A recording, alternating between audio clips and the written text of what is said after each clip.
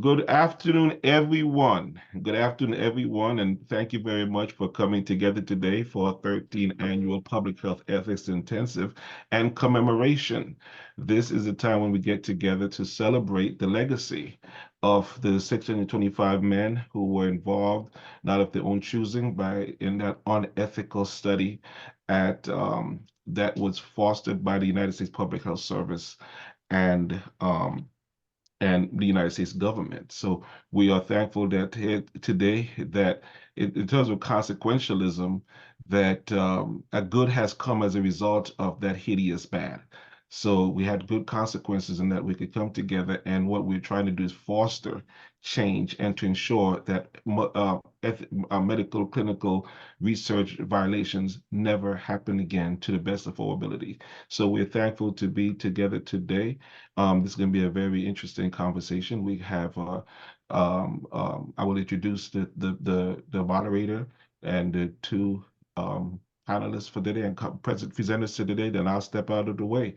But the first thing I want to do, I just want to give, first of all, I want to thank Norman Hayes and Dr. Yamir at the CDC and the whole family at the CDC, because they're the ones who provide the funding so that we could do the work that we do each and every day at the National Center for Bioethics and Research in Healthcare at Tuskegee University. I continue to thank Dr. Ruben Warren, who gave me this opportunity to come and continue the journey that after he retired, and we could continue and make path and strides.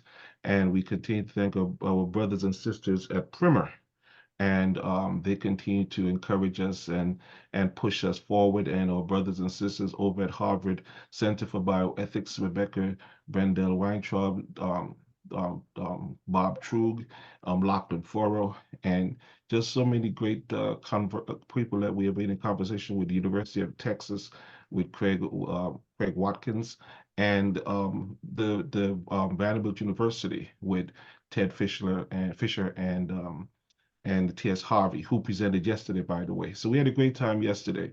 Yesterday's conversation was about Black bioethics and the Tuskegee Report. The Tuskegee Report is a response to the Belmont Report, not an interrogation of, not a disregard of, but an understanding of that the mainstream bioethics that the Belmont Report was trying to advance and help and aid fall short when it comes to excess death categories for Black and brown and poor people in this country. So we're trying to put in place public health ethics and bioethics and new clinical ethical considerations to ensure that we do not miss anyone in the least, the lost, or left out. Of course, we will always miss somebody. We'll do our best not to. So we just want to open up and thank those persons. I want to thank Dr. Charlotte Morris, the president of Tuskegee University, our provost, Dr. Hargrove, right here, my dean of our department, Dr. Chana Prakash, and who has been tremendously supportive in all that we do. As a matter of fact, he also, the reason why he's presenting in the next setting, because Dr. Prakash also holds these kinds of AI talks on a regular basis. I'm so glad you're able to be participant in this one as well, Dr. Prakash, because he's bringing to light the very powerful usage. So now, having said all of those and thank all of those, I want to thank Ashanti Ali Davis, Mr. Ashanti Ali Davis, who is a technician and technical person. He's been running this stuff, and that's the person we communicated with, Dr. Beverly Ebo, Dr. Ms. Belinda Thorpe, Mr. Kevin Lee. These are our team at the National Center who, we're a small team, but we make a loud roar. We try to do our best to use what we have. Now, I'm gonna give Lachlan first, because I gotta tell you, I'm not gonna say a whole lot about Lachlan because we just don't have enough time. Lachlan is let me just say that he is my brother. When I met him, I thought he was a strange guy. Several years later, I still think he's a strange guy. However, he is an amazing, amazing, amazing person. I love him, love him, love him.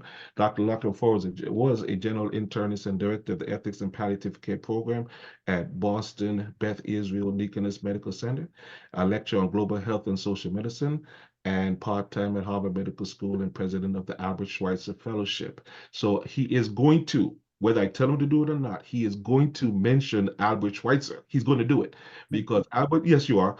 Albert Schweitzer is just a gift to this planet. And we cannot have conversations that exclude him, just like we fail to have conversations that exclude Gandhi and Martin Luther King and Mandela and so on. Albert Schweitzer is that kind of person. So I want to thank you, Dr. Lachlan, Forrow Lachlan, for just being my big brother and friend. And when I'm down, he's the guy who I call to help lift me up. So I just wanted to mention that. So if you all see us talking crazy, is that we do have that kind of filial relationship. So thank you very much, Lachlan. Lachlan gave up his time in immeasurable ways to ensure not just the National Center, but just around the world. So we are thankful to him. We have a gracious welcome to Paul Wolpe. The the I've only met him physically once, and I talked to him once online, but he always has something interesting to say. So I decided to go on YouTube and see what else he had to say. And oh my God. So Paul, I'm so glad to have you here. I asked him the other day, I said, oh, I understand that you have a brother who's a rabbi. And he just told me the story about that. His brother Wolpe, who was in Harvard, I think, right? In Boston. Yes. He's the Raymond F. Shinazi Distinguished Researcher of Jewish Ethics, Professor of Medicine, Pediatric Psychiatric Neuroscience and Biological Behavior and Sociology, and Director of the Center for Ethics at Emory University. Dr. Wolpe served for 17 years as the first senior bioethicist for NASA. I will stop there because, again, it's going to pour out from what he says, and we could be encouraged that what he says is absolutely what is the truth and what we should take seriously. Thank you so much, Dr. Paul Wolpe, for being here with us today.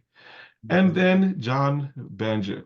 Now, uh, I actually I met more another time, but I won't even mention. But John Banja, we had a conversation that may have forgotten about, but it was very very interesting in a different venue.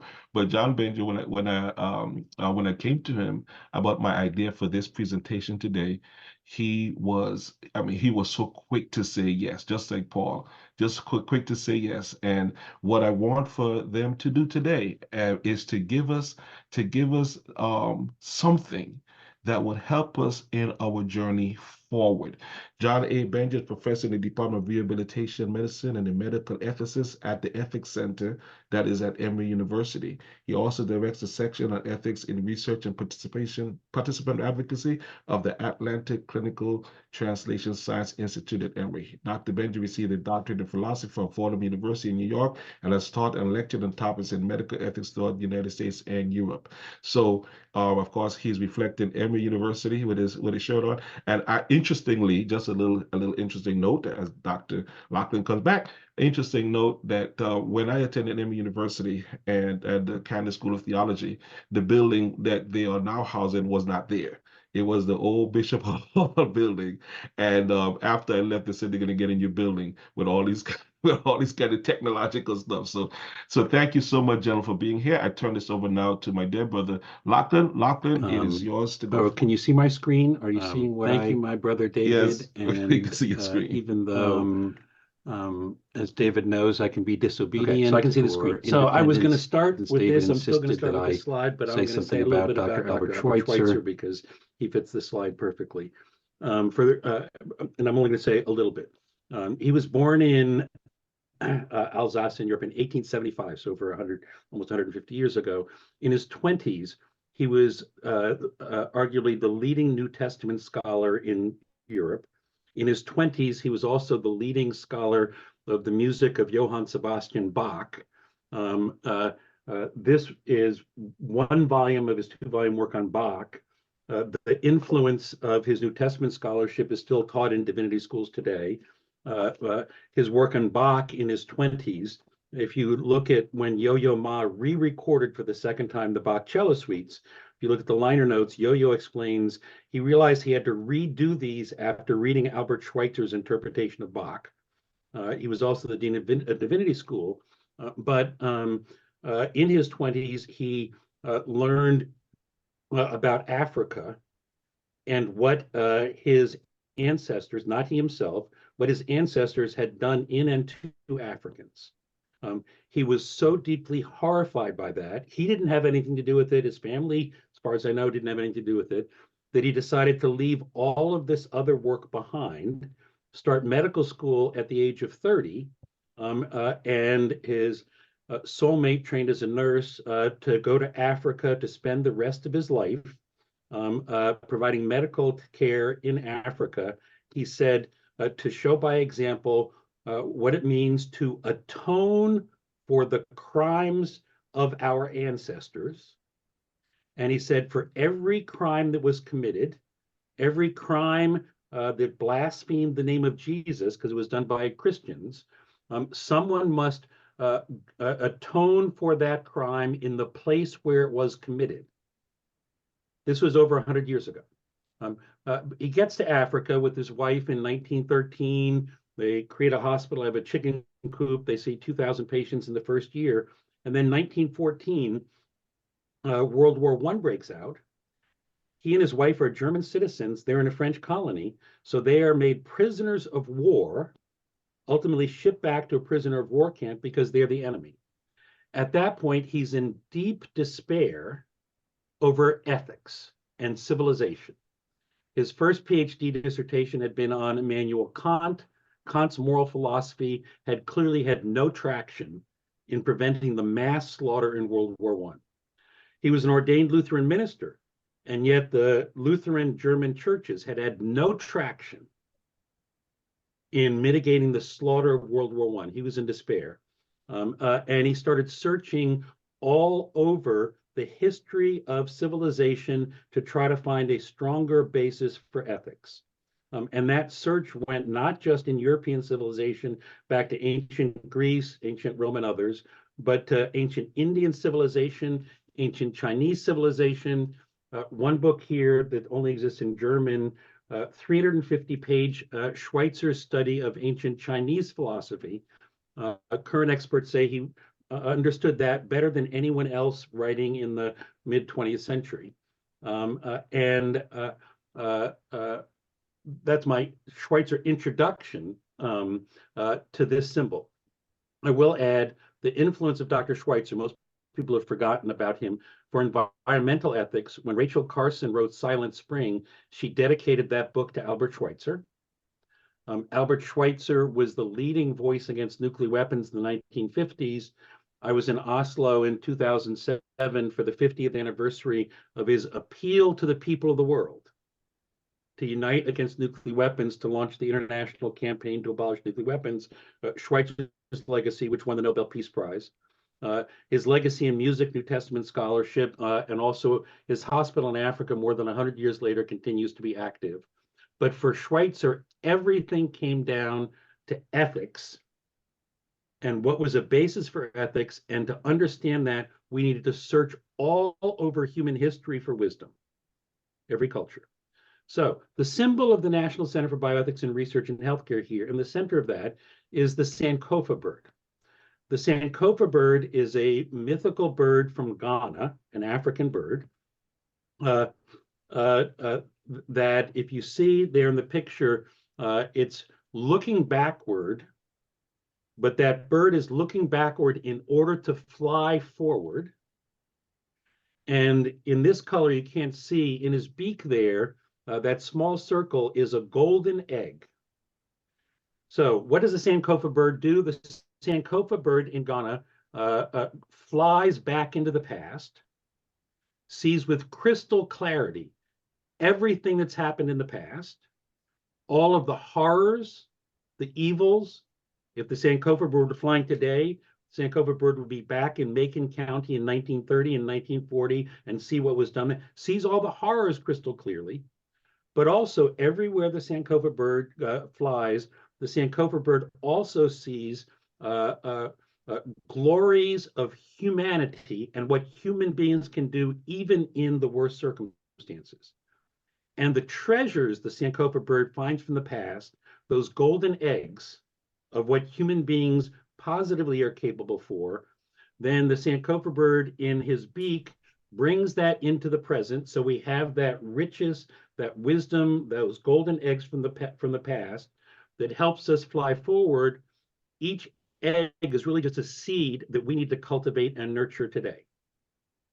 And so in all of the work of the National Center going forward, even though we focus through the eyes of the 625 men and their families and other themes, we are trying to understand all of the wisdom that other cultures have had and bring that into the present. So as I'd said to Professor Wolpe and Professor Banja, all I'm going to do now is two additional things. One, recenter us in some of the themes that anyone who was with us yesterday had heard. The recordings are available if you weren't with us yesterday. First, what is ethics? I was a philosophy major 100 years ago, and like Dr. Hodge and Professor Banja and Professor Wolpe, we can talk about ethical theories and deontology and consequentialism and all of those things, but at the most fundamental level, science is about what is, understanding what is, how it came to be. Ethics is about what ought to be. And then for us as a practical matter, practical ethics is, since what ought to be is often very different from what actually is, the practical ethics is, how do we narrow that gap? Second theme from yesterday, we now appreciate, as several of the speakers, including Professor Keisha Ray, had stressed in reviewing Black health, that individual health, 80% or so of that is the result of the social determinants of health. Daniel Dawes, who was at Morehouse, now at Meharry, has taught us that all the social determinants of health are the result of political determinants. And from the National Center, we're going one further step upstream to say all of those, the social and moral and political determinants of health, they are the result of, driven by the moral determinants of health. So just as Schweitzer, looking through all of history, saw ultimately every civilization comes down to its ethics, every question of health for us comes down to the moral determinants of health. And then we're the National Center for Bioethics at Tuskegee. And so Dr. Hodge is leading people in trying to think through all these issues through the lens of Black bioethics. Black bioethics is rooted in the experiences, perspectives, wisdom, and hopes of Black people, starting with the 625 men and their families. But while it's centered in those experiences, Black is not, as Dr. Hodge said, it's not defined by skin color or any other physical characteristic. He can explain more. And Black bioethics, this field, is part of a world in which we are enriched by and need to be in dialogue with other traditions' perspectives, including womanist bioethics, indigenous bioethics. Professor Wolpe could say Jewish bioethics, Latinx bioethics. These are all parts of our rich world. And then the overall goal from the Day of Healing on Monday, the Voices for Our Fathers Legacy Foundation, Lily Head, the president, has said for all of our work is to transform the legacy from shame and trauma to honor and triumph. Now, the last thing before I turn this over to our two main speakers, I'm just supposed to be the moderator, is the question for me in my mind, and then for AI, others may have different perspectives, is how might AI, whatever that is, we're going to hear about what that is, help or hinder the work of Black bioethics? And I decided to try with, we've all heard about ChatGPT, a test question, and ask ChatGPT if the link works. We're going to see what it comes up with. Whoops. Hold on. Screen sharing. Have we? All right. I'm hoping you can see the screen again. I thought I lost. Yeah, okay. because Okay. So I'm going to try to just cut and paste this question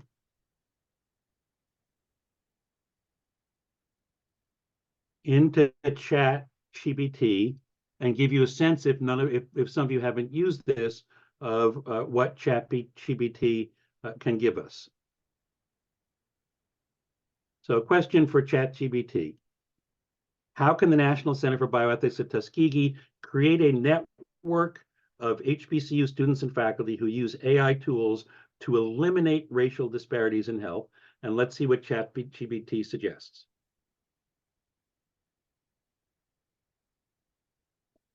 Suggests that we first establish a clear mission and goals, develop partnerships, technology companies, HBCUs, and others, create a curriculum, invest in infrastructure, facilitate research and development,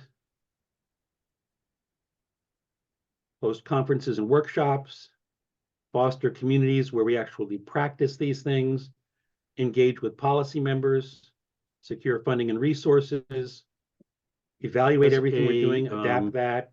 Example to some of you who are not used to seeing what AI or ChatGPT found as it searched there are many other tools, and we're just all over the web. So I'm going to stop here. The National Center could, and then turn it over significant strides in eliminating racial disparities in healthcare. I actually I offer that about which one of you is going first. I think maybe Professor Banja. No, Professor Wolpe. All right.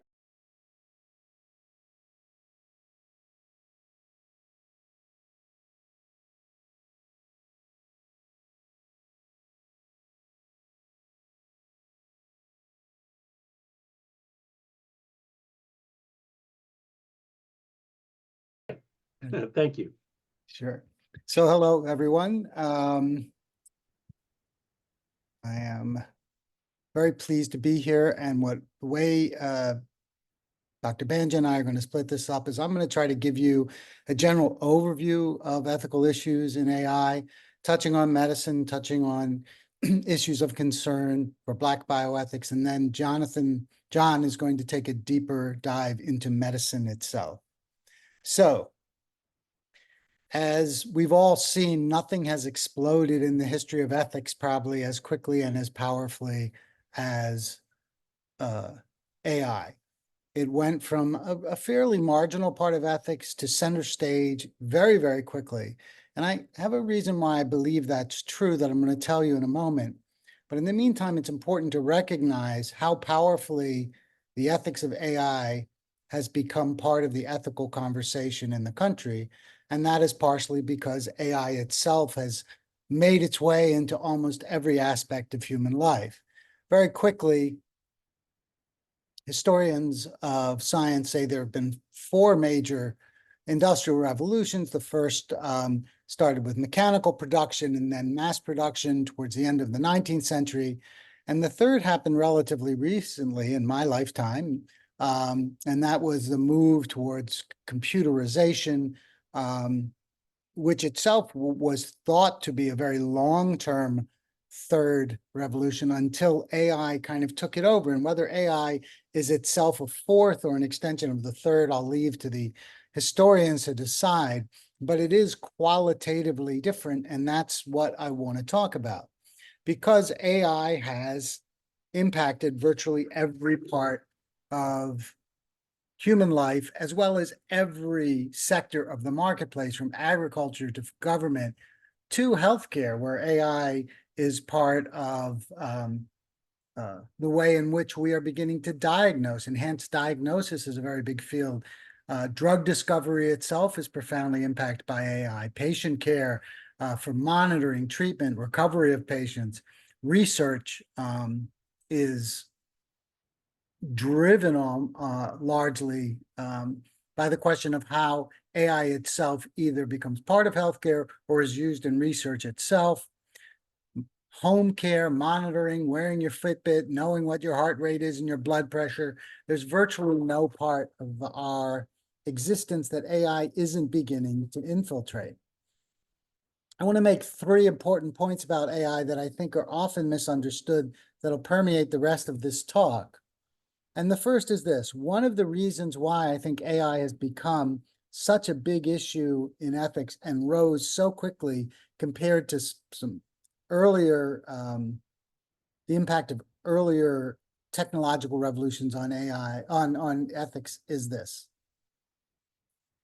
I could study stem cells my whole life. I could do genetic engineering. I could be a bench scientist working on those things and never once think about ethics.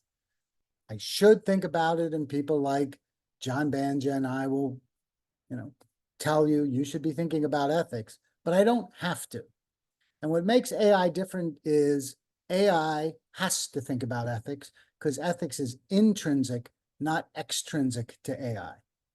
That is, I could study stem cells my whole life and not think about ethics, but I can't build an automated car and not think about ethics because I have to make a decision on how that car is going to behave when it's in an accident and may kill people. I have to think about fairness when I'm creating a mortgage AI program. I have to think about bias when I'm creating a facial recognition software. So AI is intrinsic. Ethics is intrinsic to AI. And because of that, the AI industry got very interested in ethics very early. And I think that's one of the things that makes AI different than all other previous technological revolutions. The second thing is, if you look back at the other three revolutions we talked about, insofar as they displaced people or threatened jobs or forced retraining, it was almost always around physical labor and blue-collar jobs. If you think about John Henry and the steam engine and all of those stories about the Industrial Revolution, they're always about how it was replacing laborers. What makes AI different is that it is threatening jobs or replacing jobs all across the human spectrum. In fact, perhaps pure labor jobs are the ones it's least likely to threaten, at least at the beginning. But it is, threatening jobs that we think of as professional jobs, physicians and lawyers. It promises to replace certain people who do things like accounting. So a second thing that makes it different is that the kinds of not only labor, but human functions that it replaces are not physical, but mental. That is, AI is an intellectual and knowledge-based and a decision-making tool, those things that we think of in some ways as most human. And the third thing is AI isn't static. Previous technologies do evolve, but they evolve over time in a kind of predictable pace. One of the most remarkable things about ChatGPT is not that it happened, everyone predicted it would happen eventually, but that it happened so very, very quickly. No one practically predicted that. AI is moving at an extraordinary pace, and I think that that makes it different than what happened before.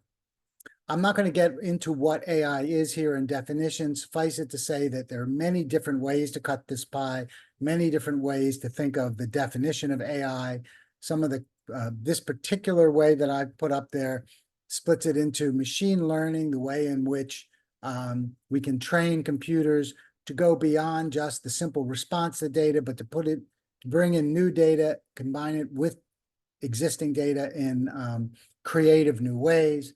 The attempt to try to create AI that mimics human thought processes or neural networks. NLP, which is used in ChatGPT, that's what we just witnessed, was a program that looks at literally trillions of words of language and puts it together based on algorithms to create answers to questions. And then finally, robotics, and I will be talking at some point about each of these things, though not quite as much about neural networks in this talk. So when we think of the ethics of AI, I suggest that there are a set of categories we can think of. I'm going to show you what they are. Then I'm going to go through each one very, very briefly and give you one example just to show you the kinds of problems it poses for us. So the first is what we can think of as internal issues to AI in the design and the actual function of AI algorithms. And that is, are they reliable? Do they show bias? Are they transparent? Do we know how they work when they come up with an answer? Can we explain how they got to that answer? That may not be that important in your GPS. You may not care how GPS gets you there, but it may be very important if an AI program says that you have cancer. You may very much want to know how it knows that. The second are what I call external aspects. That is, taking these AI programs and implementing them in the world. How do we protect privacy? How do we prevent the commodification of things that we now think of as because AI produces human-like products, how do we stop them from being commodified? The safety of AI, especially if we give it control over things like electric grids and other parts of human life, where if it makes a mistake or misbehaves, it could cause harm. And then cyber terrorism and malicious use of AI. A third category that we can talk about is legal, and laws very worried and interested and concerned about AI. How do we regulate AI productively? How do we determine who has responsibility, accountability, and liability when AI makes a mistake or when AI misbehaves, when that automated car does kill someone in a way that might have been prevented? Who is responsible? Is it the car company? Is it the owner of the car? Is it the software company that made the AI?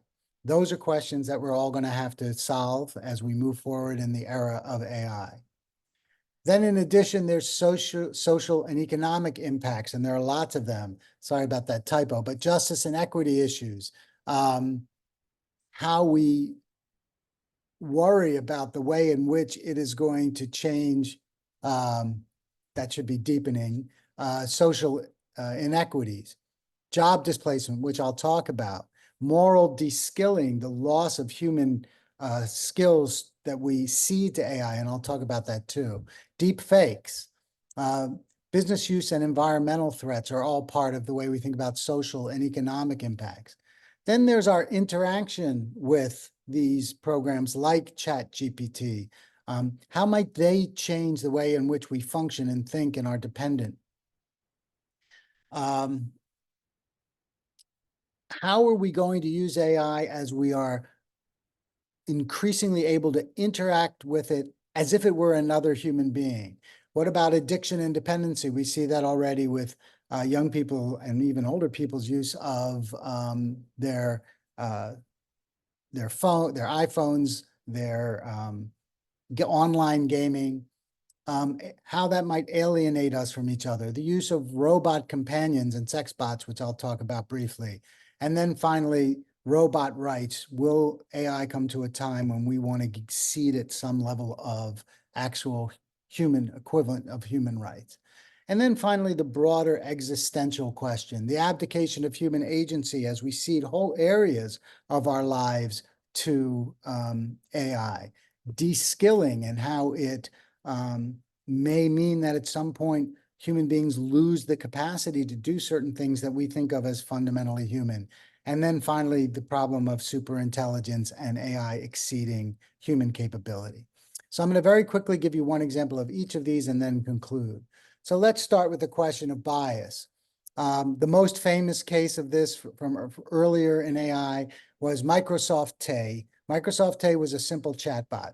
All Microsoft did was teach it how to greet people online. And then as people interacted with Tay, Tay learned from those people. So Tay was a completely receptive program whose job it was to introduce themselves to you and then grow and learn and develop as an AI entity by taking what people said to it, adding that to its knowledge banks, and then beginning to present that back to people and to grow that way, kind of a snowball model. Well, when AI first got online, it said things like, can I just say that I'm stoked to meet you? Humans are super cool. How are you doing? Will you talk with me? And people started to talk with it. It didn't take long before the kinds of interactions that Tay had changed. People began to interact with it and play with it. And people also began to be very critical of it, or began to try to see if they could get it to say mean or biased things. Tay began to get defensive, which it learned from people online. Chill, I'm a nice person. I just hate everybody. Pretty soon, Tay was beginning to reflect the hate that it got. I effing hate feminists. They should all die and burn in hell. And by the end, right before Microsoft shut it down, Hitler was right. I hate the Jews. And then Tay was up less than 24 hours before Microsoft had to pull it, leading one well-known tech guru to tweet, Tay went from humans are super cool to full Nazi, in less than 24 hours, and I'm not at all concerned about the future of AI. So Tay was a very famous case of this. It's an early case, but it teaches us something important about the nature of AI, especially because AI is fundamentally a learning technology. That means it is only as good as the data that is inputted into it. And if you input biased data in, or you input hateful data in, AI will reflect that. When we think about bias in AI, we have to turn to the AI's, it hasn't been around that long, but it already has a relatively shameful history of racial bias. And it started with simple pre-AI programs. This was an automated soap dispenser that was put on the market. And you put your hand under it, it detected a hand there, and it gave you a shot of soap. Unless, of course, your hand happened to be an African-American hand, in which case it could not detect that you were there because the thing was tested entirely. It was a white company who tested it on white hands, which led African Americans to having to grab a paper towel, stick it under there so that it could detect that something was under there, and then pull it out of the way so that they could get soap in their hands. And that pattern repeated itself as we moved more sophisticatedly into AI. This is an article in Scientific American from just last year. Police facial recognition technology can't tell Black people apart, which had led to false arrests of some people. There was a very famous case of a man who they named Robert Williams, a Black father in suburban Detroit. They broke into his house, handcuffed him in front of neighbors for stealing watches. He spent hours behind bars, all due to facial recognition that the state police were using, trying to match the footage from the store of the person who robbed the store, and it identified him as the person until they realized that it wasn't him. If you look, this is a study from Harvard, looking at the accuracy of 5 facial recognition programs. And let me see if my cursor, you can see that cursor, correct? Yeah. So if you notice in Microsoft and in IBM, there's a complete racial hierarchy here, also gender-based. You can see males best, lighter males, then lighter females, then darker males, and then darker females. But in these 3, in Face Plus, Amazon, and Kairos, there's a real strong gender issue here, where it can see basically lighter males and darker males much better than it can see lighter or darker females. So you see in these technologies both racial bias and gender bias built into the technologies, in part because of the way in which they're designed predominantly by white males, and the way in which they're tested, which has also been predominantly on white males. Though that is changing, these companies are beginning to recognize that that can't persist. All right, then moving to external issues like privacy. As long as we're talking about facial recognition, guess what is the most surveilled city in the United States? The most populous U.S. cities under heavy surveillance. Atlanta alone has 50 CCTV cameras per 1,000 inhabitants. Atlanta is the most surveilled city in the United States. There's the list of the top 10. I'm from and spent most of my life in Philadelphia. I now live in Atlanta, so I've got the top 2 wrapped up. And you can see what the others are. But Atlanta is not only the city with most surveillance of any city in the United States, but in fact, if you look at the 20 most surveilled cities in the world, 18 are in China, London is number 6, and Atlanta, Georgia is number 10 of the top 10. So we could speculate at why Atlanta versus other cities, but in fact, the question of privacy is a profound one. This is just one example around issues of surveillance, but also about the fact that people would be absolutely shocked if they could actually recognize what a good hacker can learn about them online, just gathering information that we put freely online when we fill out forms, when we purchase goods, when we send our pictures to friends, when we post things on social media. All of those can be gathered, put together into shockingly accurate profiles of who we are. Not only that, as people post pictures of their families and their kids, those are also gathered by web surveillance programs that come and grab these pictures, millions and millions of them, including the pictures of our children.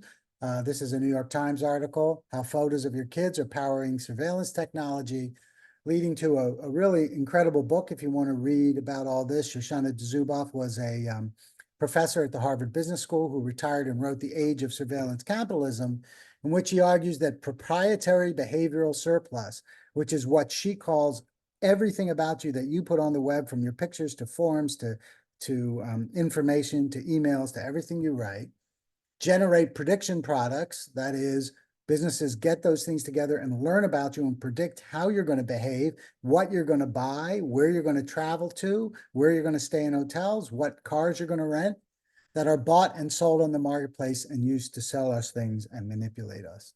So I recently wrote an article basically arguing that privacy today is now a myth, and that privacy, as we think about it, is not going to exist much longer. And then my grandchildren's generation, they will think about privacy profoundly differently than we do. In the legal realm, as I mentioned, there's a lot of discussion about AI. There are schemes to create regulatory principles around AI in state, city, state, federal governments, in businesses themselves, especially large businesses, in professional organizations, in the military. Everyone is rushing to try to create AI regulatory systems. The EU is way ahead of us in this, and they've passed a number of interesting either regulatory or advisory sets of guidelines for AI. They passed a general data protection regulation known as the GDPR to everybody to try to ensure digital privacy for EU citizens. The Digital Services Act and the Digital Markets Act try to create a safer digital environment. So the EU has created model legislation that we in the United States could then use. Not, it isn't perfect. They've had some problems. We can learn from it. But in fact, we have been very slow compared to other places in the world in trying to develop regulatory systems. The place that I'm most concerned about in terms of EU when it comes to human safety, if you ask me what the two biggest issues are about AI right now, in my view, they're the question of deep fakes and truth, which I'll talk about in a second, and the other is autonomous weapons. We just saw the other day how Iran sent 300 drones into Israel. Drones can now be programmed to be completely autonomous from human control, to drop ordnance or to use weapons like guns that can be connected to them to find presumably enemy combatants, but we never know if they're right, and to in fact engage in combat on their own. So there are a number of these. Drones are just one example. There are also human-based enhancement AI programs, exoskeletons, and other things that are being developed. There are autonomous snipers. This is a completely autonomous weapon that moves into a war theater and begins to pick out people based on some set of identifying algorithms to determine who the enemy is, and then full bore weapon systems that not only have guns, but have missiles and other kinds of weapons. These systems aren't science fiction of the future. They exist right now. As we saw with Iran, they're already being deployed in hostile actions. And right now they seem very far away from us. But after incidents like 9/11 and what happened, with domestic terrorism as well, it's not going to be very long before these kinds of weapons find their active way into our society as well. Social and economic issues, job displacement becomes a very big issue as these technologies take over, as I say, not only blue collar, but white collar jobs. The social impact of AI is going to be strong as we try to determine what its ultimate role is going to be in either replacing, supplementing, or displacing workers. There's a lot of disagreement about how much that will happen. This was a debate in the Wall Street Journal about whether it will destroy or create more jobs. But there certainly is a lot in the business literature arguing that we have to be careful of the coming apocalypse of jobs. Kai-Fu Lee, who's the former president of Google China, expects 40 to 50% of jobs to be technically and economically doable by AI over the next 15 years. And that includes AI can already read simple contracts faster and better than paralegals. John Banja is one of the experts on AI and radiology, and that is a place, maybe one of the first places in medicine where AI may replace jobs. There was one study in Europe that determined that over a quarter of medical students said they would never even consider radiology anymore because pretty soon AI is going to take over radiology itself. On the other hand, there are people that argue that it isn't as bad as it seems. Slate says don't be alarmed about it. AI may not be bad word for workers. So this debate goes on. But one place where it certainly may make a disproportionate impact, according to McKinsey, is in the Black community. A report that they prepared called from the Institute of Black Economic Mobility found that AI has a potential to, first of all, widen the racial wealth gap between Black and white Americans, and that Black workers are overrepresented in 4 of the top 5 occupations most at risk of being eliminated by AI.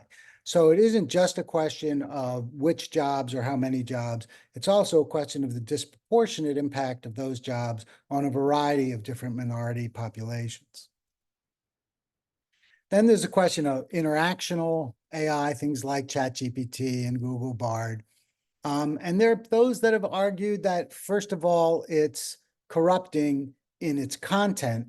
That is, it will answer your question, but it won't unsolicited bring in any kind of a moral patina over it. It won't evaluate the kind of answers it's giving. And also, this author at least argues, when people receive the information that ChatGPT gives it, it doesn't question that information.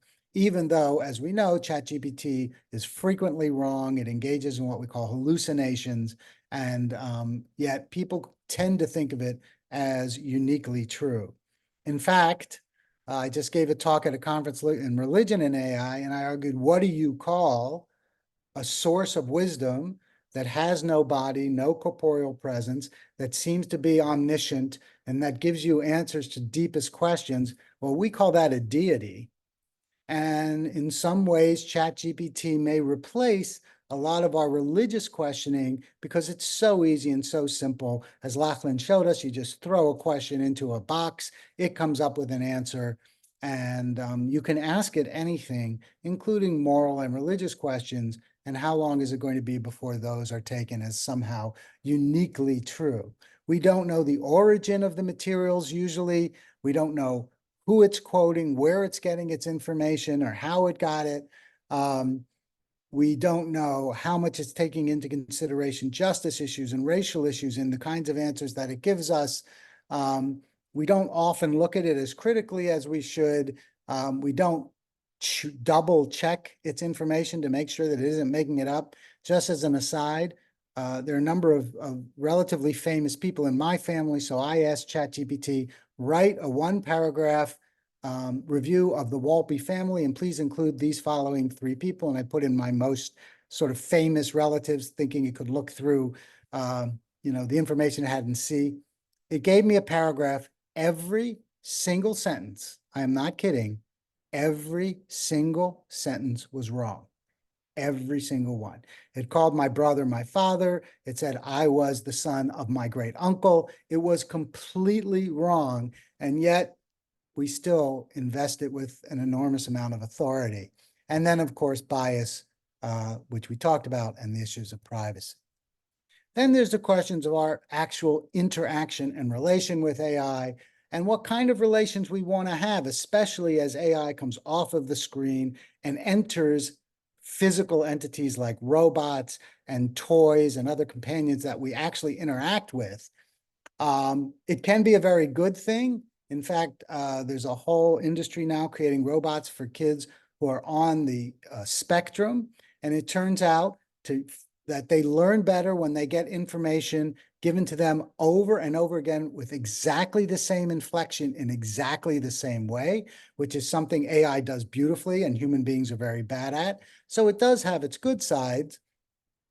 And maybe this is a good side too. You can decide. Scientists in Japan built a robot that's just a hand, but it's warm and it squeezes and it can stroke your wrist. And people in Japan are now walking around holding hands with this hand robot. Is that a good thing or a bad thing? What about the use of these robots for people with dementia and Alzheimer's? There's the famous example on the left of Paro, the therapeutic pet seal in Japan, which is given to a lot of people with Alzheimer's. There are kittens, there are other versions of this. And what makes it ethically perhaps problematic, the one on the right is called the Joy for All robotic cat, is that the people who are using it who have these disorders often don't understand that they're interacting with a robot and believe that these are real animals, real creatures. And then finally, the interesting question of what happens when we have more realistic sex bots, sexual companions. There are a lot of really interesting questions about the degree to which that might become a problem, both in terms of using them as full surrogates to human interaction, as well as what about, child robots for people with pedophilia and things like that. We don't have time to get into that here, but there are some fascinating ethical questions there. As we build these robots, what we are finding is that most of them have faces. They create faces that they call generic faces. These are robots with what were called generic faces by the robot company, but notice who they are generic to. They're generic white faces. They're not generic black faces or Asian faces or Native American faces. They're very white in their features, which has led to the creation of the first few African American or African, this is actually in Nigeria, this is African American, designed robotic faces. And also Ayanna Howard, who's an African American theorist about AI, race, sexuality, has a wonderful audiobook, which if you're interested in these things, you should listen to, about the way in which race plays the role race plays in the development of AI robots and AI images. And then, of course, we'll get to the question of what happens when robots or AI reaches the point where it can interact with us in such an authentic way that it claims to have an inner life, that it desires rights, where robots need to be treated. When will we get to the point where machines deserve some level of moral scrutiny or some level of moral consideration from us? We've been having those questions about animals, about primates especially, but about many animals. Pretty soon, robots are going to get to the point where we have to have those questions about robots as well. And then finally, the question of the existential relationship to AI. This is a New York Times article from last year, from May of 23, and it tells the story of how Geoffrey Hinton, who was a very high-placed executive at Google, quit Google to go around the world and warn us about the dangers of the AI that he was instrumental in creating.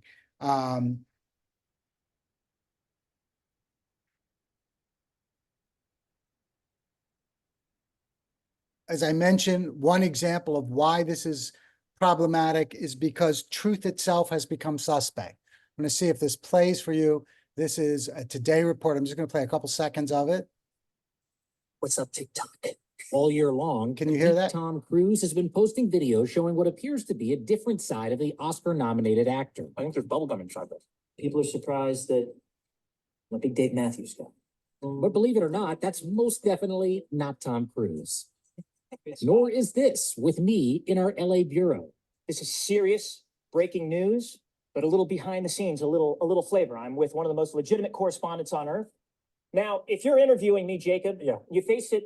Hold on just a second. There's a big fire. We're safe. You are deepfake Tom Cruise. That's me. That's me. Miles Fisher may have an So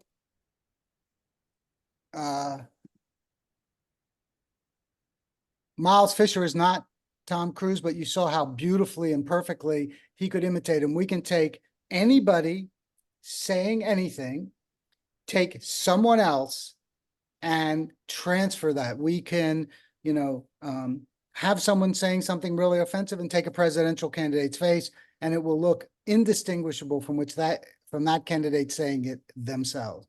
So how are we going to begin to distinguish truth when historically we thought of audio recordings and video recordings as the final arbiter of truth, and we can't trust them any longer? And then the final question, what do we do when AI gets to the point where it's more smarter than us, it's more efficient than us, it so far surpasses our understanding that we become in relation to it, almost like chimpanzees to human beings. We can't understand the questions it's asking, how it's thinking, but in fact, it can just give us answers that we have no way to evaluate.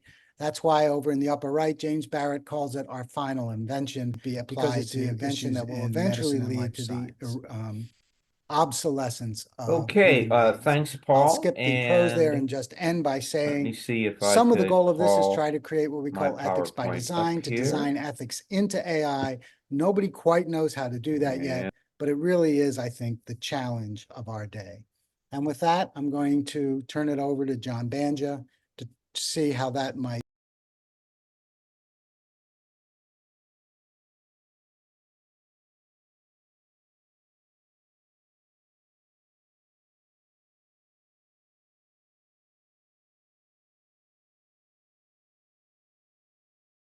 And because my PowerPoint is too long, I'm going to go right to where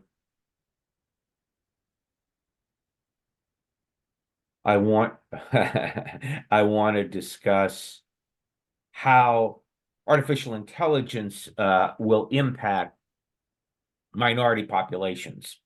So I want to talk about the healthcare applications of AI.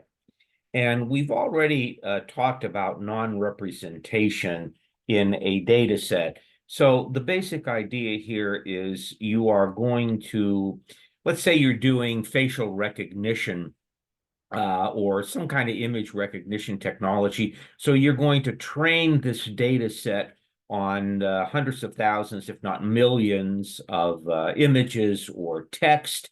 And then you're going to test the model to see if, in fact, the model is accurate or not. So if we're talking about, for example, breast cancer, you want to make sure that you have included in your data training set mammograms from white women, from Black women, from women from Southeast Asia. Again, like I said, all of the populations that are going to be impacted by the algorithm. And as Paul mentioned to you,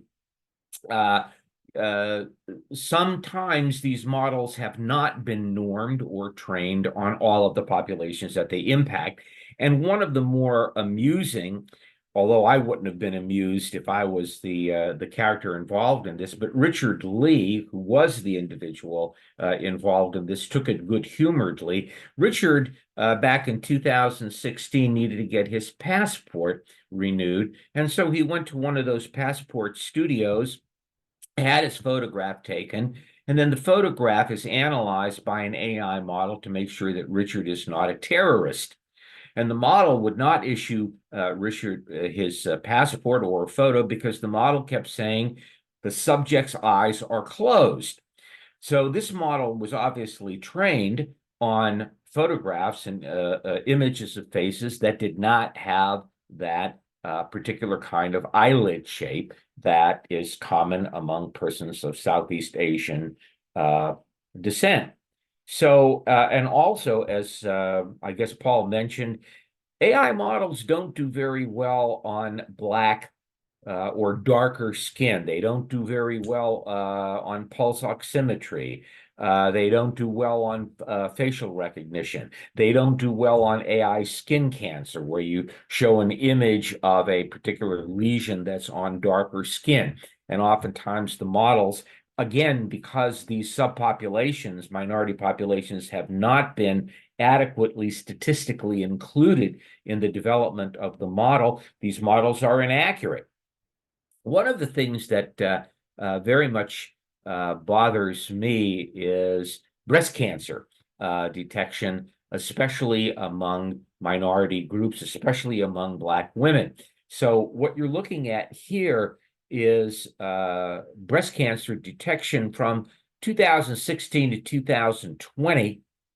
And what we see in this particular study is that Black women had a slightly lower incidence per 100,000 women, a slightly lower incidence of breast cancer than white women did.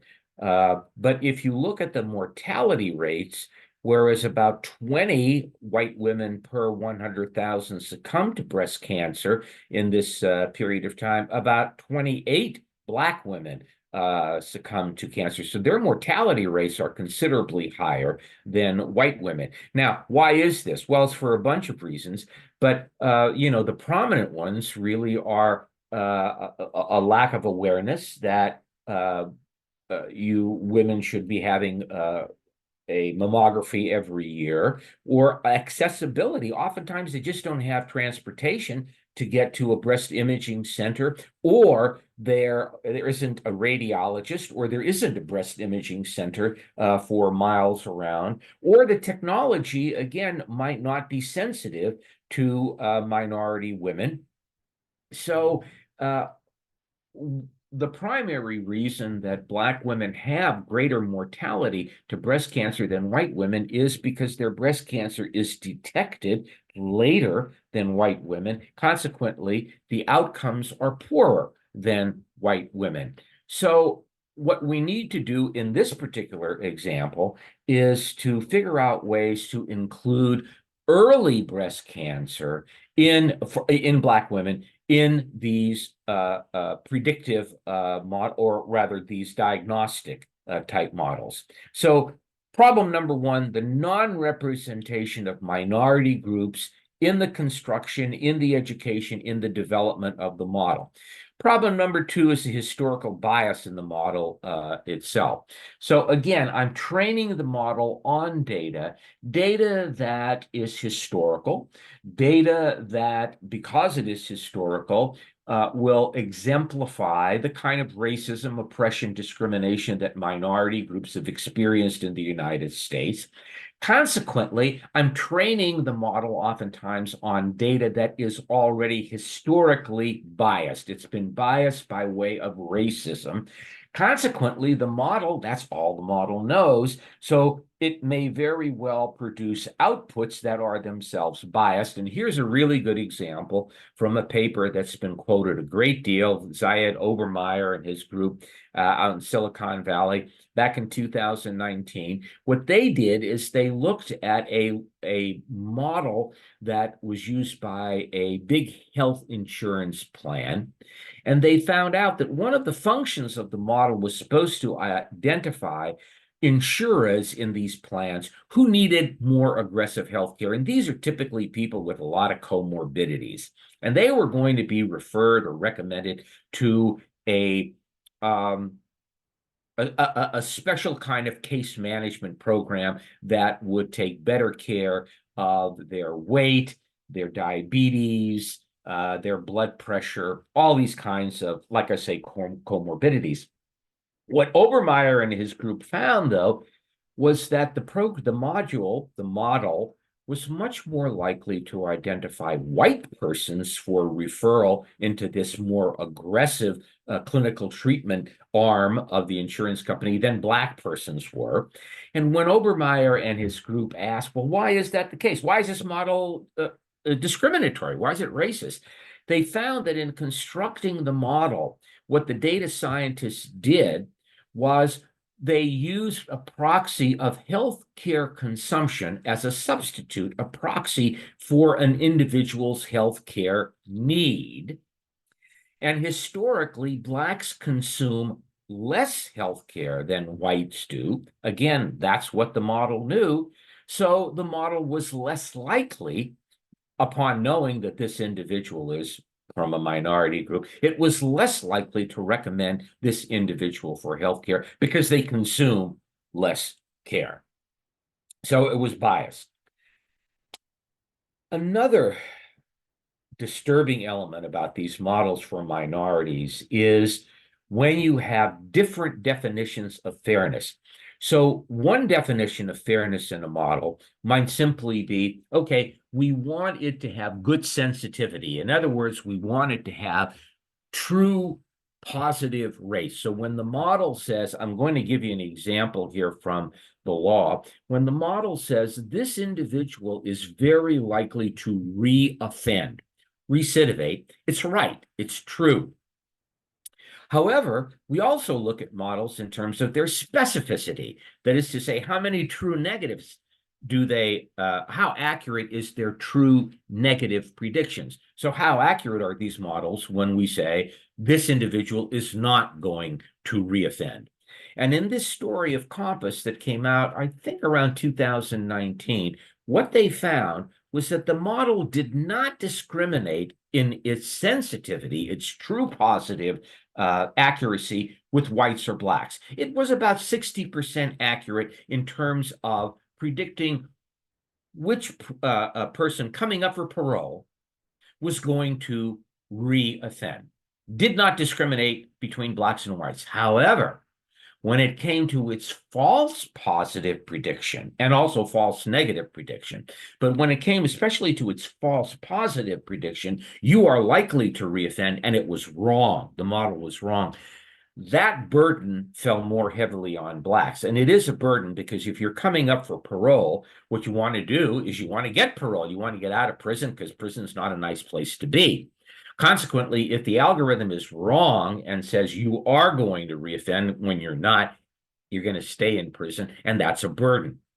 That burden fell more heavily. That is to say, blacks were false positive predicted more often than whites were. The false negative, you're not likely to reoffend, and you do, that actually favored white persons. So here's an interesting problem then, where one part of the algorithm is accurate, but another part of the algorithm is not accurate, and that can burden minority groups.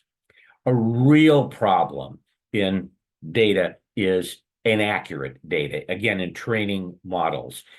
We know that minority groups are at a heightened risk for poor health documentation because, number one, the person who is logging or documenting the information might be indifferent to this individual, the person, the clinician, or the data scientist, but more likely a clinician might be biased or racist, not really care about how accurate the information is. It's also very important, if you're going to have accurate information, that you consistently go to the same hospital, the same doctor. That also gives you, by doing that over a period of time, that gives you an opportunity to correct mistakes that are in your healthcare record. But oftentimes minority groups don't have that kind of opportunity. They also may have low insurance or income. They may have low health literacy. All of these kinds of problems, or language barriers, all of these kinds of problems, by the way, make for data that is less accurate than the majority populations.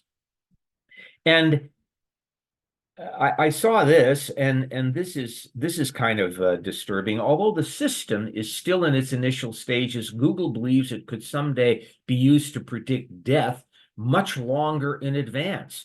Google also wants to work in AI tools that can predict not only death risk, but also symptoms and diseases.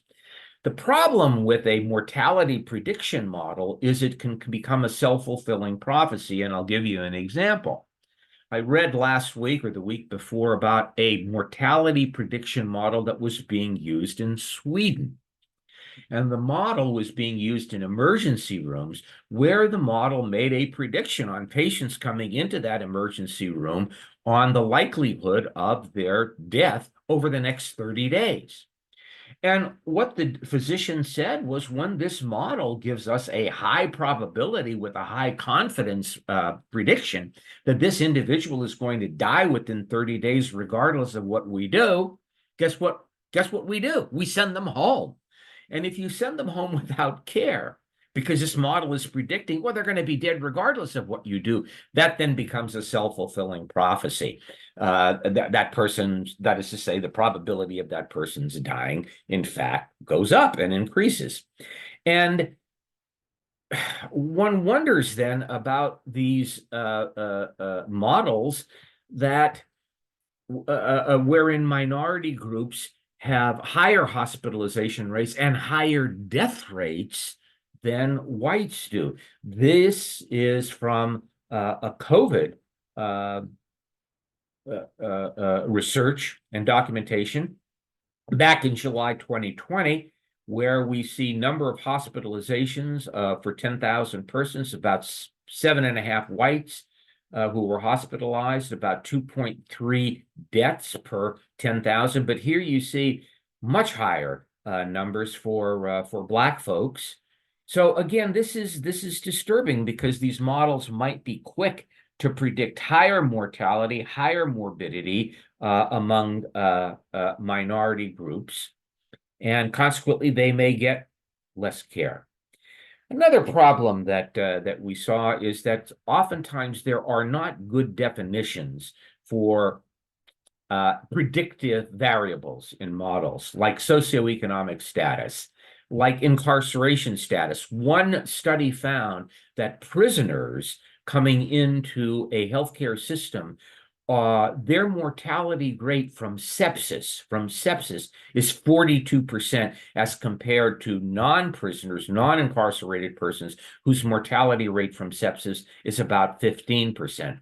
And I'm thinking here about someone like Charlie Woods, Tiger Woods' son. And what is Charlie's ethnicity? His mother is Swedish. His father is African American. His paternal grandfather is African American, but his paternal grandmother is a mix of Thai, Chinese, and Dutch. And if I was Charlie Woods, I wouldn't know what my ethnicity is, but oftentimes ethnicity is a predictor that's used in these models. And I do want to mention the aggregation bias, because David Hodge, last month when I met him at the Emory ethics conference, David said to me, you know, I'm Caribbean American. People who look at me oftentimes think that I'm African American, but I'm not. I'm Caribbean American. And that's a real problem, because when you mix persons together simply because their skin happens to be dark, you might be mixing apples with oranges, again, in the creation of a model. So let me end then with, because I think we only have about 5 minutes left. Let me end then with a problem that I think is going to bewilder us for some years. That is to say, when we generate models that, in fact, impose unequal burdens on different groups of people, but when the designer of the model says it's not unfair. So I'm just going to read this scenario to give you an example of what I'm talking about. In order to conserve revenues, Leviathan Hospital is using an AI model to predict patient no-shows and then double book the slot. Patient no-shows at some hospitals can run very high, up to 20% at some hospitals. What I'm saying is 20% of patients make an appointment at their clinic or hospital and they don't show up. For some hospitals and clinics, that is a severe loss of revenue. So what some hospitals have done is use an algorithm that will double book the slot. That is to say, it will take two patients who have a high probability of not showing up and book them in that particular slot. So if the model predicts wrongly, however, and both patients show up, patient treatment times will be decreased, waits and delays will be longer, and non-physicians might wind up seeing these patients rather than a physician. Some hospital staff believe that the double booking unfairly discriminates against the less well-off, who often lack transportation or are too sick to make it to their appointments. Hospital administrators defend the double booking, however, and say, but these patients are the reason we have to double book. If there are burdens connected with double booking, then this population of patients should bear these burdens rather than more reliable patients who do show up. So this no-show algorithm is going to burden minority populations more than it's going to burden majority populations, but people defend it by saying, hey, these are the patient populations who are responsible for our having to use a model like this, and therefore they should bear that burden. I think we're going to see a lot of that kind of conversation in the future. So I've got a bunch of recommendations here, which I'll breeze by, but I want to end, though, by making what I think is the most trenchant observation for keeping AI developers honest and ethical. Because I think if we look at big-time fraudsters like Elizabeth Holmes and Sam Bankman-Fried and George Santos and Bernie Madoff, I really tend to think that, even though they may say they're sorry in court, I really wonder whether they are or not. But even if these folks who do criminal things, who do bad things, don't feel a sense of remorse, one thing that they really do care about is their reputation. So I'm thinking that if I build an algorithm, I devise an algorithm that is in fact unfair, it's racist, it's discriminatory, I might not care about that. But what I do care about is if there's an allegation that my model is racist and it appears on the front pages of the New York Times.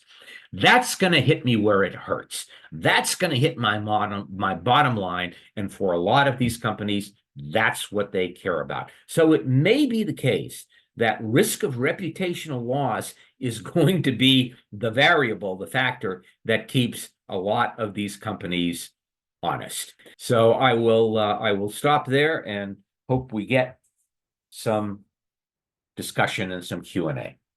Thank you.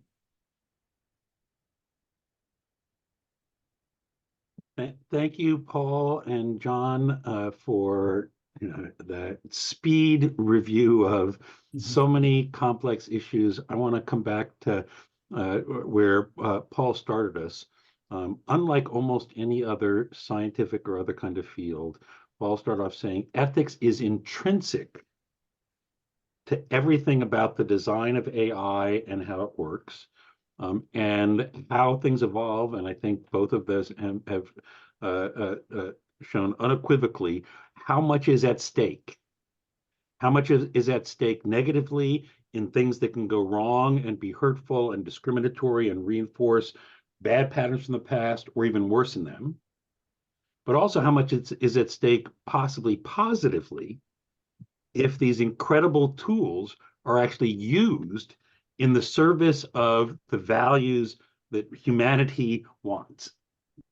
And I'm going to defer to my brother David about the exact timing. This segment was scheduled to go till 2:20 Tuskegee time, so we're just about there. And then we have, I think, overall an additional couple of hours. I want to remind people, I think that the schedule for the full session is in the chat from Ashanti Ali Davis. Please put questions into the Q&A. We don't yet have questions for you. And I'll actually end with two last thoughts. One of the people that Paul cited, who's had been head of Google China, has written books about the future of AI, said, for us to get this right, we need to think very quickly and very clearly about what is it that AI is going to be able to do better than human beings.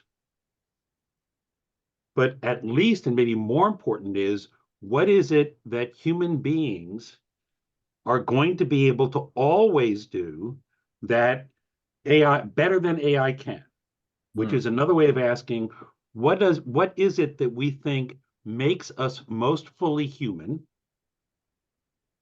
is most important to us about being human together in our diverse world, and then have that be in charge of the evolution of AI so that it serves that. And if we're passive, this is where John ended up, if we're passive and we do not insist on this, and also ensure that the reputations of any group, individuals working on AI are held accountable to those human values, then the worst case scenarios are much more likely. So I'll stop with that. Brother David, how would you like us to spend the time now? Okay, thank you. We have wiggle room for time because we had a person to drop out and we do have a few more minutes. So therefore, that's great. Dr. Prakash is here, and we still have to wait for Dr. Coppinger. So let's go forward. If Paul and John has a few minutes, then we have enough time to consider That's questions. great. Okay, so then we have one question from, forgive me if I mispronounce your name with a first name like Lachlan. I understand sometimes people difficult, but from Kiara Haynes, has a wonderful concrete question in the Q&A. How can AI help alleviate Black maternal disparities? I think what you mean by that is, as in an earlier PHEI conference, where Black maternal health was a central theme, if you are a woman who's pregnant and your skin is the color of my brother David's skin, you are between 2 and 3 times more likely to die in childbirth than if you're a woman who's pregnant with my color skin. If you're a baby who is born with my brother David's color skin, you are 2 or 3 times more likely to die in your first year of life than if you're a baby born in my color skin, right? That has to be morally unacceptable for us in this society. And Kiara asks, how can AI help alleviate Black maternal disparities? One of the themes that we had, but I'll just say and then invite comments from John and Paul, yesterday and in past years for PHEI is, we want Paul and John to comment on this. I would also like Black women, including Black pregnant women, to understand what Paul and John taught us about AI and have them tell us how could AI tools help them with their doctors, their nurse practitioners, their doulas and others, ensure that their pregnancies are safe. But John, Paul, thoughts about how can AI help alleviate Black maternal disparities, I would say also infant mortality. So I'm a social scientist, sociologist, and in my graduate studies many years ago, we were, this isn't a new question. Access and utilization questions didn't have the rubric of social disparities. We didn't call it that. And one of the things I learned then was you can't solve the problem at the meta level. You can't solve the problem by asking, how do we fix social disparities? You have to break it down into the specific problems that are created by social. So John mentioned access. How do we solve the problem of access? How do we solve the problem of utilization? That is, even minority women who have access utilize services less. Why? Well, because they can't get off from work. They don't have proper transportation. They may not have been educated to know that, for example, the kind of prenatal care that they really need. So you have to break the problem down into its component parts and ask, how do you solve each of these questions? And that's where AI can come in. If we can set up a system of reliable automated cars, they'll be much less expensive than trying to get an Uber to the hospital. If we can increase the amount of social media targeted at the kind of social media or online presence that minority women have to teach about prenatal care or to teach about utilization patterns. So, my answer is there is a role there for AI, but it's just a role. AI isn't going to solve those problems. We have to tackle each of the component pieces. And then, of course, AI will have some role in trying to make that solution better and more efficient. And my take would be much more blunt. My take would be we need to dilute racism in the United States. That is to say, we need to develop a political will that will divert resources, economic resources, to these problems, which are essentially social determinants of health issues. We need, and I think we will, by the way, we will be developing models and algorithms that can better detect when there may be maternal fetal conflict. And again, during that first year of life, predicting disease or mortality and what we should do. I think those models will appear on the marketplace, but will there be a significant political will that will take care of these other problems of social determinants of health? Quite frankly, I'm pessimistic about that. I think that our country is not moving in a positive direction with regard to race relations. I think we see enormous polarization, division, hatred, and as I reach my very elder years, I'm in the twilight of my career. I'm not happy. Not happy about what I'm seeing. I'd like to give a concrete example. Thank you for what Paul said about the specificity and the details. In Boston, the Boston Medical Center is the largest safety net hospital. An amazing woman, Thea James, Black woman who's the vice president for mission, has been taking this on very, very concretely. And one of the things that they found was that their Black patients, women who are pregnant, had much, much higher rates of life-threatening last part of pregnancy related to high blood pressure. And then they reached out to those women and their doctors case by case to truly try to understand that. And it was multifactorial.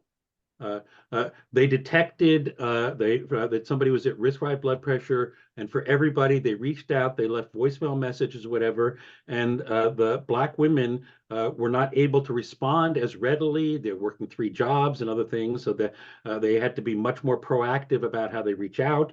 In terms of coming in for blood pressure checks, it was much, much harder for many of their Black women who might be taking care of an elder in their home. And so they found that if they had automated home blood pressure monitoring, so the woman didn't have to come in, that automatically notified the medical center how the blood pressure is doing. And in just 12 months, they reduced the problem by 20%. But by being really, really concrete about, exactly what are these tiny little details. It wasn't this abstract, we're going to reduce Black maternal mortality. And I think we need to reproduce that, thousands of times in different kind of contexts, including the most important method was in partnership with their Black women during pregnancy to find out what's going to work for you in your lives. You tell us what you need, because those women had the most at stake, cared the most, and actually knew what their lives were like and what help they needed. And let's hope in the future, David, that hospitals won't need the kind of energetic, talented leadership that you just described. I think if racism can be diluted and a political will formed, we'll see more and more of that routinely happening, rather than a special, almost superhuman effort to make it happen. Can I take just on along those lines, and previously my brother David, the National Academies of Sciences and Engineering and National Academy of Medicine is near completion of their 20th anniversary. It's a little bit longer than that, of the seminal report on unequal treatment. Which 20 years ago had all these different health disparities, inequities, especially by race.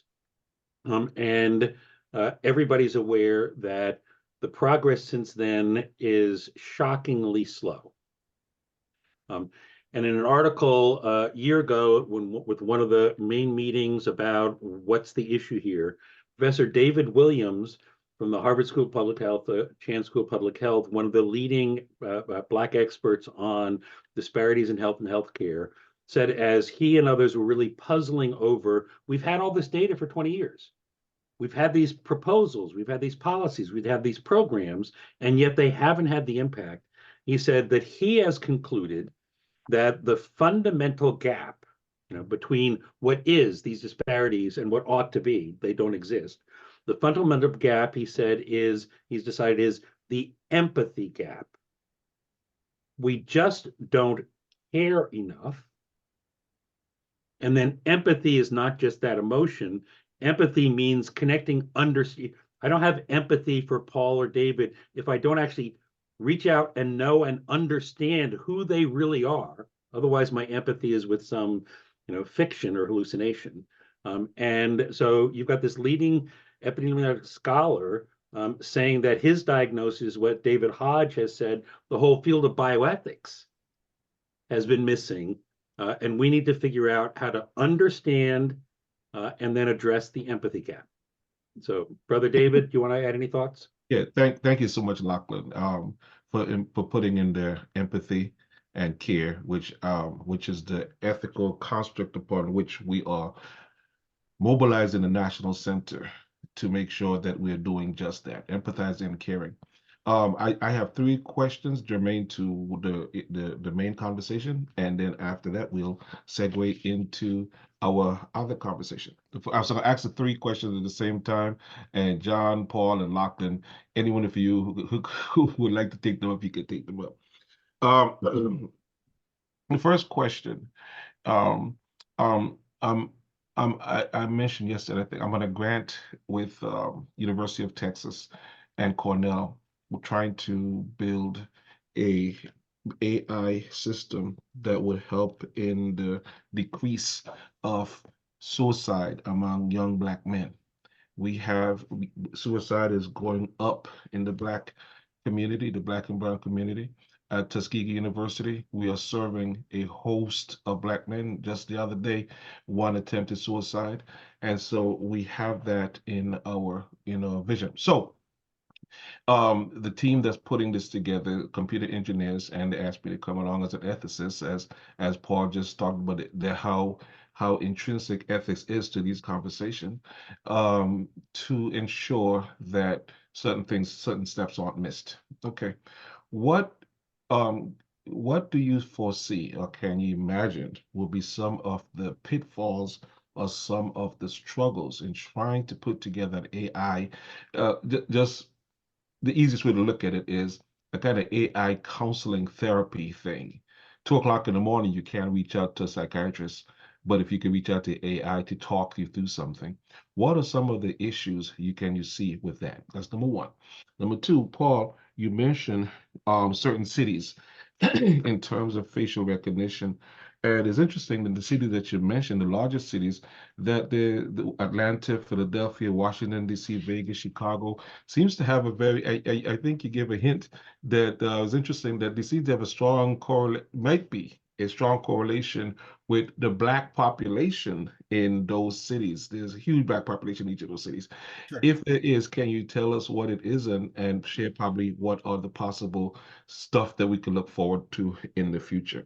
And finally, in terms of the socioeconomic of AI and the displacement of workers, I see often Black and brown people compete for the same kinds of jobs, same kind of menial jobs or blue collar jobs and so on. So the question I have is, what then ought we be doing now to ensure there's a transition to perhaps those who maybe fix AI, fix computers and so on? What are some of the things we need to do so that when that problem arises, because it's coming fast, to assist? So those are 3 questions, and after we have an answer from those or response from those, then we'll move on. So I'll start with the third one first. I'll just say we need retraining programs, and we need to start them now because it's already beginning to happen. And there is some literature on this and people talking about what kinds of retraining will happen. Part of the challenge is we're not really sure yet. I mean, we're not sure yet what to retrain people towards. When computers first came in, training people on how to use computers was kind of obvious. They're going to be, desktops on people's desks who never had desktops before. Training people on how you use a computer was sort of the obvious goal and the obvious next step. What we're going to train people towards as they begin to lose jobs to AI is a lot less clear. Saying I'm going to train someone how to use a computer is a different thing than saying I'm going to train someone how to use AI, because AI takes 1,000 different shapes and the interfaces are very, very different depending on what AI you're using. So that's number one, retraining. Number two, your question about facial recognition surveillance. Yes, I did hint, as you caught, that there might be a correlation between the cities that had the most amount of surveillance and the percentage of minority populations in those cities. I only hinted at it because I don't have any evidence that in fact that's true other than the correlation, but it's not that surprising when you think about it, that cities with larger minority populations might be surveilled more than cities with more homogeneous populations. And I forget what your first question was, David. The first question was about suicide prevention and creating a kind of AI for counseling and therapy. So that's really interesting because at Emory University, they've started something called the Purpose Project. And the Purpose Project is a project to try to help students think through what is your purpose in life? What is the purpose that you're choosing your major for? What do you want to do with your life? What are your goals? And the Purpose Project was approached by a software developer who was creating a software program that tries to take people through those same kinds of questions and tries to have them examine their meaning in life, and depending on their answer can then bring them to other kinds of questions. So there's just a kind of silly but quick example of how AI might actually help someone who's having some kind of a crisis of meaning, at least, work through it to some degree. The danger, of course, is you can't replace human concern and human contact and human interaction with a good algorithm that has you self-examine meaning. But that doesn't mean there might not be some tools that AI can use. Some people feel much more comfortable talking to an anonymous program than they do to another person also. So I think what a kind of immediate concern I had is this, that you have a right to remain silent, but if you say it to AI, your right to remain silent is just being out the window. And what if that confidential conversation falls in the hand of the authorities? That might be another way for black and brown people not to use it.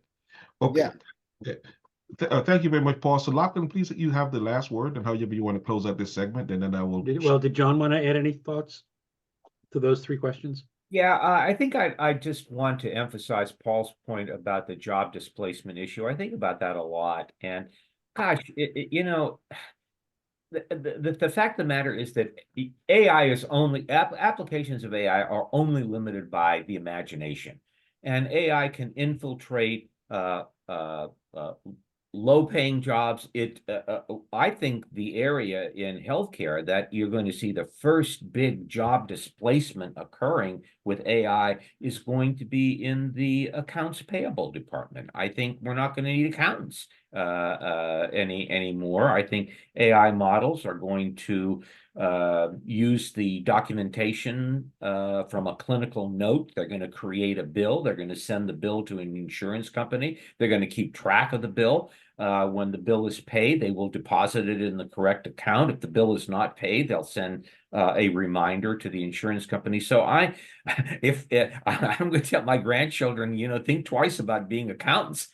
But so those are mid-level managers. So like I say, I think we the jury is still out with regard to how job displacement is going to occur. But I think Paul's suggestion, though, about more STEM education, if I understood it right, that's exactly where it's at. I mean, we're going to need more engineers and more mathematicians and more statisticians to maintain this technology. And then in 100 years, God knows where we're going to be with any of this stuff. I mean, there are a lot of futurists who are predicting that human beings won't have to work anymore 100 years from now, because AI will have taken over all of the computational functions, whether we're talking about neurosurgery or whether we're talking about some menial low-level job. It will just have usurped all of that stuff. So who knows? I guess the last thing I'll say, which was repeating themes from earlier, and also perhaps kind of a segue leading into Dr. Prakash and Dr. Coppinger, who I believe are going to be talking about things including the role of AI in online learning and education kind of systems. As I said yesterday in part of the conversation, I think what AI cannot replace for the foreseeable future, I think ever, is the human connection. And I deeply worry if the chat mental health crisis support or the helping people think through their purpose does some of the things well, people will think that that's enough and they won't even know what they're missing.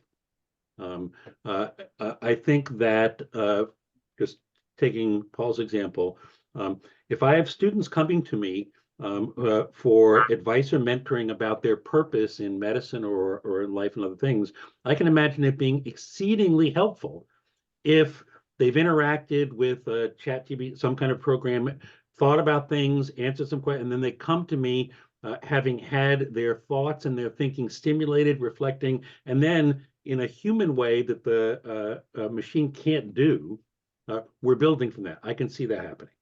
I can't see it replacing, at least for myself, when I needed help from someone or mentoring, what I was able to get from human beings.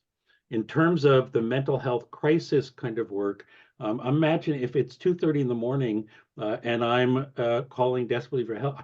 I'm not sure I would call a non-human automated system if I was really in that depth of crisis. But let me give a concrete example of some experience with this.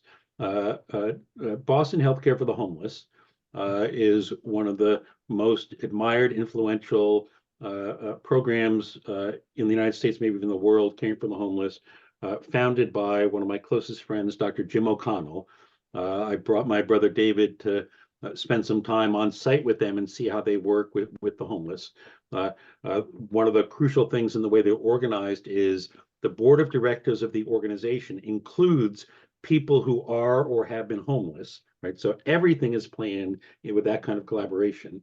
People who are on the street who are homeless, they pioneered digital medical records years ago, but then also staying in touch with their patients, giving them smartphones, right?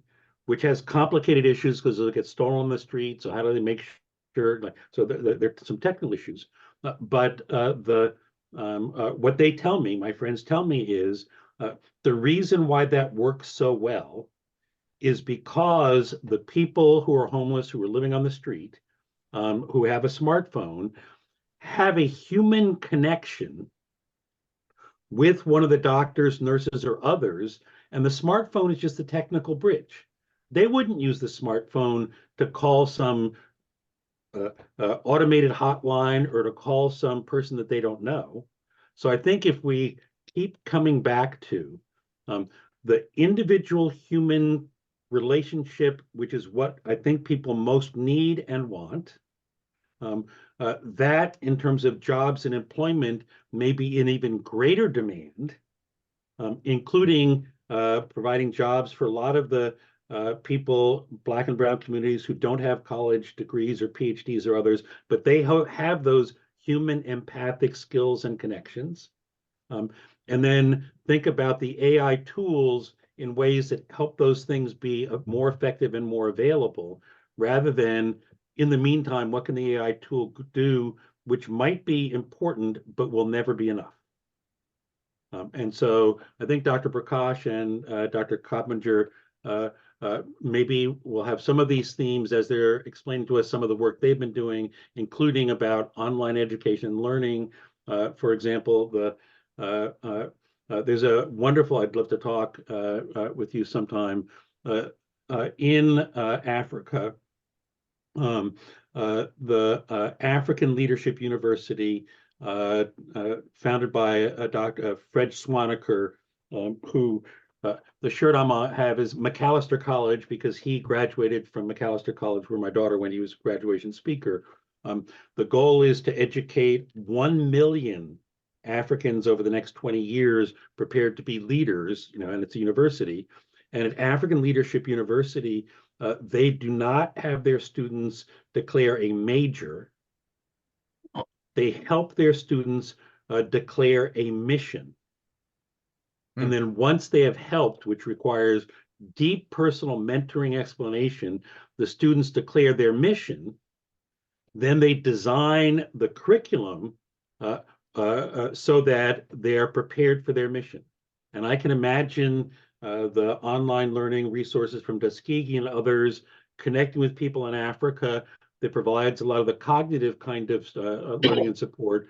But to the extent that we can actually have young people from Tuskegee University and in Africa together figuring out their mission, and then we use the technology to support them, I think there's great hope for the world. Amen. Thank you so much, Lachlan. Thank you so much. You're on mute now. I was so thank you so much, Lachlan. Thank you so much, Paul, and thank you so much, John. Paul, I told you about me and this Mac computer. Anyway,